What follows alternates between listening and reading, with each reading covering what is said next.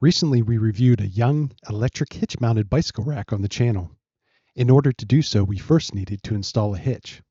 I'd done this before on other vehicles and didn't expect it to be much trouble. I should have known better. The 15 to 20 minute job ended up being a multi-day project.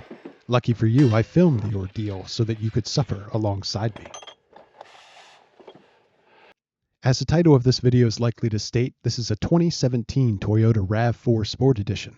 The hitch lying there on the ground is a Curt, part number 13149 Class III hitch with a 2-inch receiver. It's available on Amazon and the link is in the description. The gross trailer weight of the hitch is rated for 3,500 pounds and the tongue weight capacity is 525 pounds.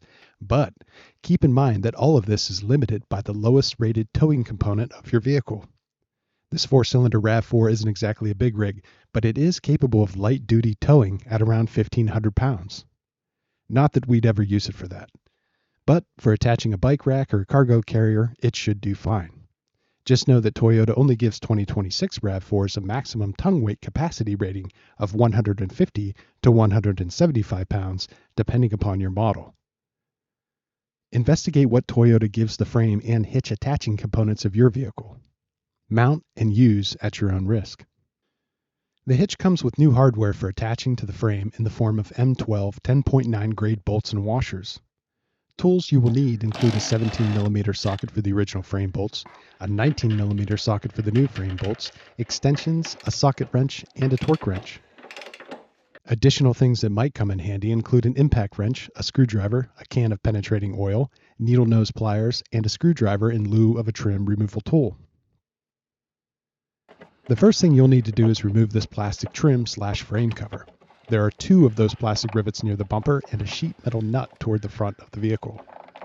This plastic trim panel can be reinstalled. The installation instructions, if you read them online, show you where to trim the panel. It looks like a nice hobby side project for someone. As soon as possible, spray all fasteners with penetrating oil and let them soak, overnight if possible. I like PB Blaster over WD-40, but to each their own. You may have noticed that there are no fasteners on the passenger side of the frame. I don't want to ruin the surprise, but that little tidbit is foreshadowing. Next, remove the recovery hook from the frame. Now you'll want to lower the exhaust by pulling it from the hanger. These exhaust hanger removal pliers are great. Again, I wish I had a pair for the first 40 odd years of my life.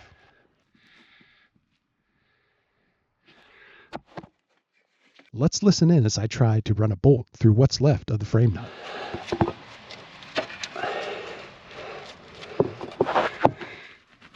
Because the old frame nuts are dirty, I'm going to try to run this old bolt through both of them and clean them out, make sure the threads are okay.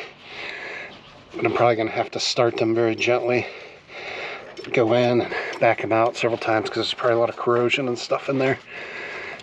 And I don't think I'm going to be able to hold this camera while I do that. I'm not sure who took them out, but someone who needed them, I'm sure, more than what I did. And that one has started, so it feels like that started.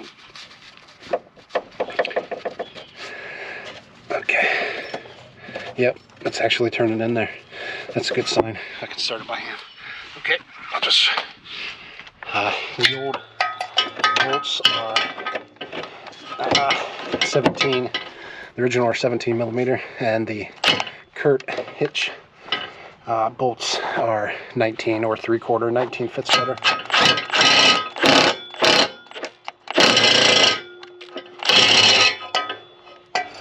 Uh-oh. Doesn't look like I messed up the threads any.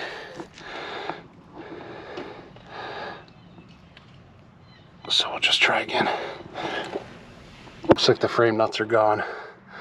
So this isn't going to work. They're either completely rusted out, or I don't even see any threads on them, to be honest. Or they're, looks like they're rusted out. So this isn't going to work. The bolt was biting into rust and corrosion. It's entirely possible that the PB Blaster simply ate what remained of the frame nuts, and I spent like 30 minutes just playing in frame dirt. It did prove good medicine for my inner child. If you believe Reddit and other internet forums, Toyota is to blame here. Toyota now skimps out on installing the rear frame bolts. Apparently, nowadays, if you don't buy a hitch from the dealer or order it from the manufacturer, you don't get the frame bolts. Supposedly. This 2017 had 2 frame bolts on the driver's side rear which held a recovery hook to the frame, but through just one of the same nuts used to attach a hitch. As such, the frame nut closer to the front of the vehicle was exposed, but less so than all the nuts on the passenger side, which didn't have this plastic frame cover due to the exhaust mounting on that side. It's not hard to see the difference between a frame with and without frame bolts. Luckily, the forwardmost nut on the driver's side seemed usable. It wouldn't surprise me if Ganley Toyota of Akron, Ohio removed the frame bolts and put them on another vehicle. A year after ownership, while Melissa was away from home on the East Coast, the sealed transmission, automatic transaxle began shifting rough. The fluid had never been changed. The automatic transaxle doesn't have a dipstick, just an overflow plug, and I honestly can't remember if it even has a drain plug in the pan, but the book says it does, so it must. Regardless, home mechanics aren't supposed to service these sealed units. You're supposed to take them to a dealer, like where we bought this one, and they charge you thousands of dollars to hook it up to a transfusion machine and pump in clean blood. The fluid was so bad when I dropped the pan and changed the filter that I wrestled with either putting in a thicker viscosity or re-pouring the old fluid back in. I was afraid that the vehicle wouldn't shift with new spec fluid. I installed the recommended fluid and it worked out fine, but thanks a bunch, Ganley Toyota of Akron. Used Toyotas still go at a premium, especially in Akron, even if they're filled with sludge. To top it all off, several of the transaxle pan bolts were missing. While the transaxle appeared to remain sealed and wasn't leaking, those bolts still fastening the pan were in really bad shape. I was able to remove and replace what remained. I wouldn't purchase anything from Ganley, ever. I will see you in hell. Okay, we have fast forwarded a few weeks later, and what we're going to do is take this nut and enlarge this hole so that the nut goes up into the frame and sets flush, and then I will weld around the flange of the nut. It's a zinc plated nut. I did not get stainless steel because you need a special rod to weld stainless steel, and this obviously is not stainless steel under here. I don't have a correct size bit either, so I'm going to try to jimmy the bit back and forth so that it enlarges the hole.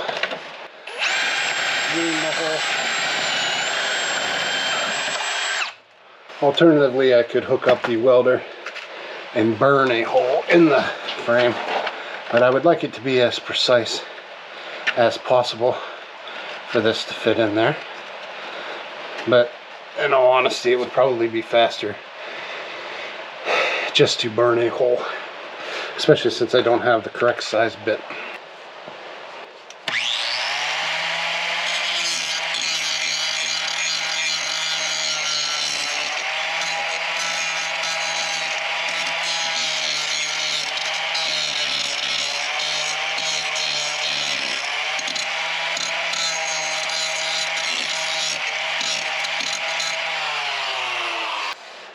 And then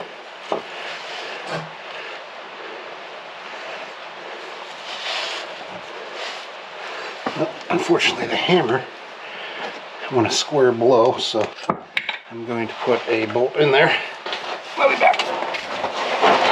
Make sure I can still turn the, I can, and hit it a few more times.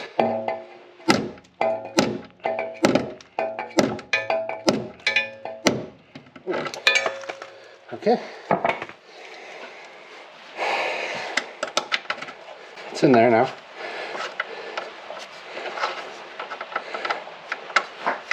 Now it's just a matter of tacking it on. So we'll do one at a time. It'll give the frame a chance to cool down. And we're going to need to grind a spot to attach my clamp for the welder, the ground clamp. And I'm probably going to have to move you outside the car because I don't want to melt the camera down. And also, I have never filmed welding. I don't know if it's going to ruin the camera or not. So I'll just film me welding it from the outside.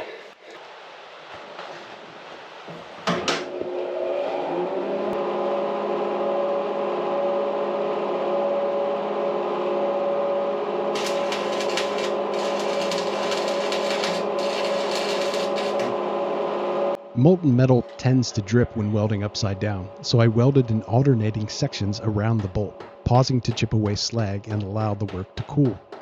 This is usually a good idea when welding on a bomb. All those nasty bits of loose rusted metal, road dirt, and grime packed inside the frame, as well as all the components that do still belong on a car, can catch fire and burn. So work slow, keep fire watch. What was left of the frame was not very thick in some spots near the nut. Crevices and crannies hold a lot of water, and nuts left empty inside frames work like fish traps. Water swims in and can't swim back out. Decaying metal, debris, and sand doesn't seem to find its way out either. Unless my face is somewhere under the car. We're currently laying in the slop in the garage. Water is coming from somewhere.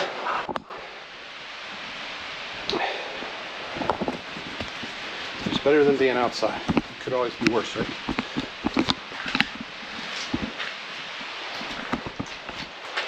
Alright, here is what we have now. I don't remember where I put my nut, or my bolt rather, but that's what we got. Back here I didn't quite get it. Up here it looks like I didn't, but I did. That's because I ground it down, because I missed the first time. I hit the bolt I had in there to keep from messing up the threads. Back here is really not the only spot I didn't get. I just wasn't able to move my hand. Actually, you know what? I think I did nail it. But it's not the prettiest thing in the world, but it is secure. I beat on it pretty good. I beat on it to enough where the frame actually bent in a little bit.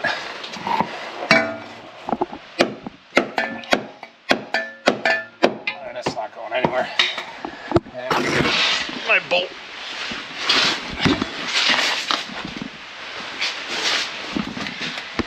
Here's the bolt,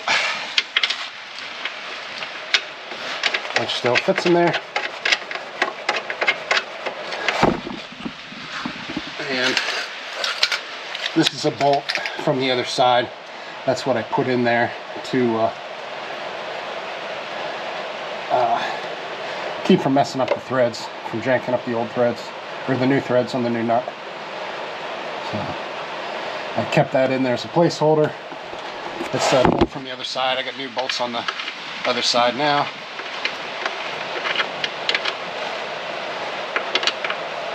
So there's that. I'm just going to keep that out of there and move on to the other side where I'm going to have to ream the hole. I may or may not show that. That's getting kind of wet, so down here on the ground, I don't want to film anymore. I just want to get this done, but you get the idea. The welding went okay until the workspace started flooding. This made for some pretty exciting moments in between striking an arc, which also became more difficult. I pushed through, riding the lightning as it were. The frame was a bit thinner around the other bolt. While riding the lightning, I did end up punching a small M&M size hole through the frame that I then had to close. But, as my cousin says, you'll have that on those bigger jobs. Alas, having lived, yet again, it was then time to attach the hitch. In hindsight, I should have put the bolts in before painting the frame with primer. This made it a little difficult to get them started while also holding the hitch. I should have also raised the vehicle a bit to make mounting less awkward. The workspace had flooded so bad that I resorted to lying on this creeper that someone must have purchased years ago as a cruel joke. The creeper put me closer to the vehicle where it was harder to maneuver. Well, everything I was working with. I knew this at the time, but it also seemed like extra work to reposition the vehicle. Doing so probably would have saved me a considerable amount of time, but arguably less effort on my part would have made the job that much less rewarding in the end. There's always a silver lining.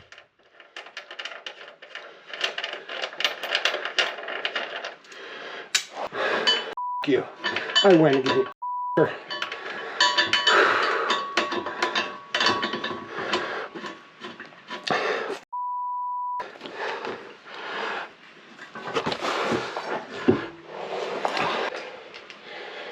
Is it too hard to put casters on a creeper? Can't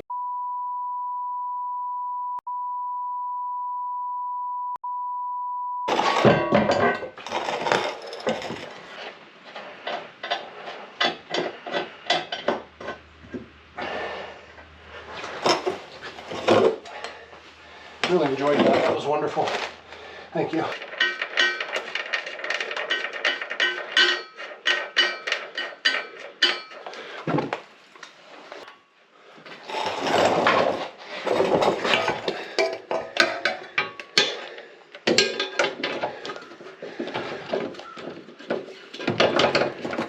Can you go on the socket, or what's the deal now?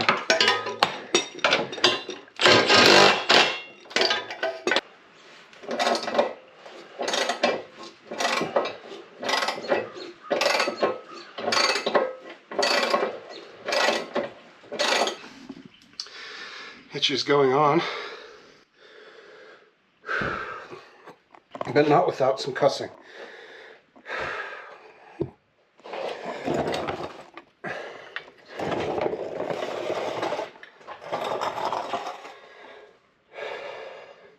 Now we're just going to torque it down to 85 foot-pounds as per the instructions.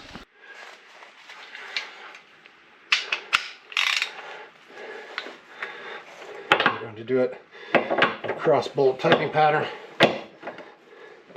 which was actually necessary to center it the first time.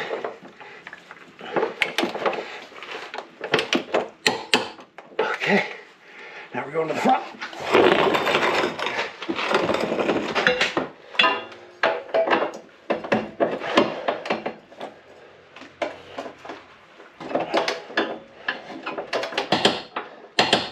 Okay, that's one throw. And now we'll go to the one up here.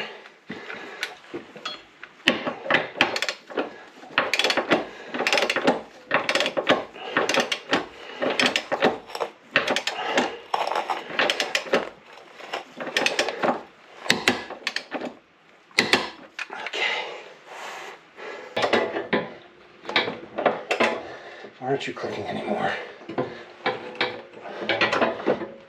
There you go, thank you. Okay. Make me nervous. Alright.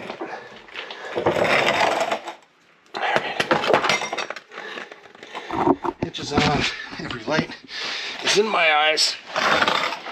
Now what we're gonna do is put the exhaust back on the hanger. I guess I should say.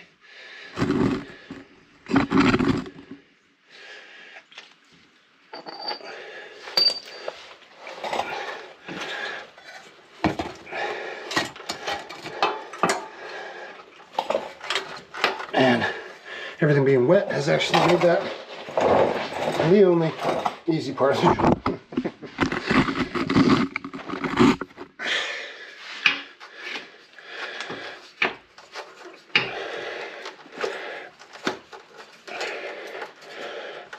Okay, and that's it. Then we have to plug the battery back in, and we're going to test the hitch. Sticker says 525 load and 4,000 pound towing, or 3,000 pound towing, but I don't know if I trust that tongue weight. They said as little as 100 online and as much as 350. But we're going to test it here in a little bit. My muck boot bit the dust and is full of water. Now that the rainstorm has let up, there's nothing left to do but test the tongue weight. The hitch is fine, but this piece of metal was bending and I'm standing on. If I seem hesitant here, it's because I'm worried about the tongue weight capacity of the vehicle frame itself, not the actual hitch. This test far exceeded industry standards. I found the most official tongue weight capacity charts from Toyota's website dedicated to mobility solutions as it pertains to hitch-mounted scooter and wheelchair carriers. I'll link to it in the description. Other than the aforementioned issues and a blown radio amp that we never replaced, I mean, why bother? All of you would just get louder. It's been one of the most reliable vehicles I've looked at. Just look at it. Yep. Oh, would you look at that? Yeah. Nice car. Thanks for joining me. I hope your own project goes just as smoothly. No, honestly, I do. And Toyota, put those frame bolts in. I mean, gee, it's like $10 worth of hardware, you cheap bastard. for compromising a frame that's worth thousands. Unbelievable. Dipshit still managed to build something that outruns all of Detroit. Embarrassing.